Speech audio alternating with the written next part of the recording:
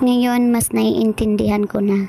Naiintindihan ko na kung anong pinagdadaanan ng isang ina, ng isang asawa, ng isang babaeng nagmamahal. Dati, hindi ko lubos maunawaan ang nanay ko. Yung mga gabing gising pa rin siya, yung tahimik siyang nakaupo sa sala, nakatingin sa orasan, naghihintay sa tatay ko. Ang dali ko lang sabihin noon, "Nay, matulog ka na." Uuwi rin si tatay, hayaan mo na. Akala ko simpleng pag-aalala lang yun. Akala ko sobra lang sila. Or akala ko sobra lang siya. Pero ngayon, ako na to. Ako na yung hindi mapakali. Ako na yung nakatingin sa pinto tuwing may dadaan.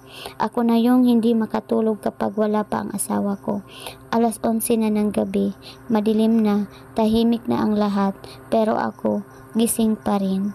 Ngayon ko nararamdaman ang bigat, yung kaba, yung takot, yung tanong sa isipan ko. Nasaan na kaya siya? Ayos lang kaya siya? Yung bawat tunog ng motor sa labas, iniisip ko, siya na kaya yun?